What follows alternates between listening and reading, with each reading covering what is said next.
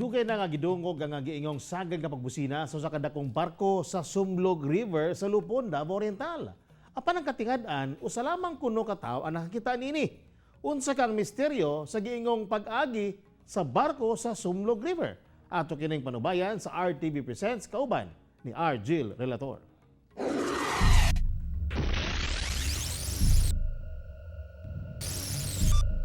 Matag karon og unya ang paghakot og graba sa mga bakho ug dump truck sa Sumlog River. Sanglit gihimo na kini nga quarry site. Luyo sa mga aktibidad nga ginahimo karon sa Sumlog River. Nagpabilin ang mga istorya sa kagahapon. Labot barkong nagaagi ug nagabusina nga makapanimbaut balahibo matud pa sa mga residenteng nanimuyo kilid sa sapa. Sa pagtungtong matud pa sa alas 12 sa gabi, madungog ang pagbusina nga sama sa dakong barko.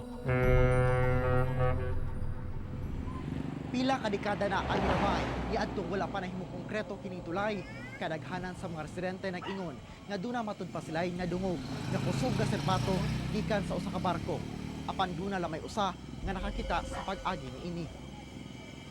Ang manambalay nga igsuon ni Nanay Adela Buka, kinsa 1960s pa nagpuyo, ang mismo nakakita sa pag-agi sa maong barko. Sanglit patay na ang igsuon ni ini.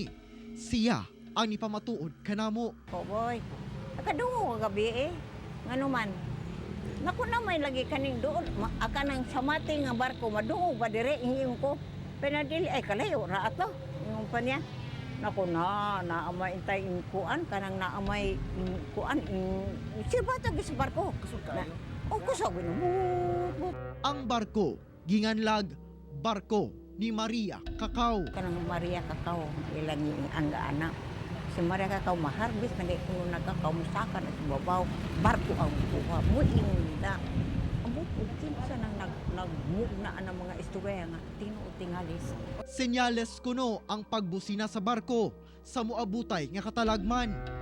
Gani daghana ang natalang namatay ug nalunod sa Sumlog River nga giingong tawan nga sapa. Ba, perting na ko ang ba, abot pag tubig diri. Wash out ang tubig. Kini tubig ni. Rapor pa man ni magkatubig pa ni diri.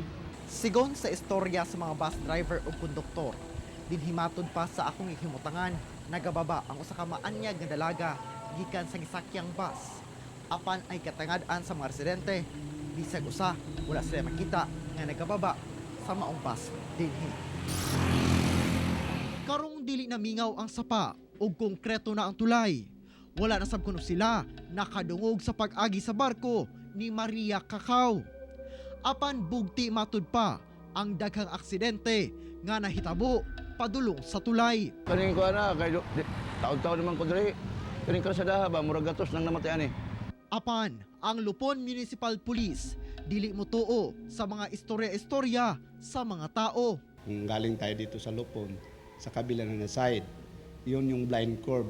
Doon makikita nyo na kung malayo pa tayo, malakas magpatakbo. Tapos pagdating dyan sa blind curve, makikita mo na hindi nila mapigilan kasi kung talaga yung yung blind curve niya. Ang hulagwan ni Divine Mercy nga gimongtar duol sa sapa, maoy giya kuno nga mahilayo sa dili maayo ang mga mutabok sa Sumlog River pinaagi sa tulay. Ako si R. Jill Relator para sa One Mindanao.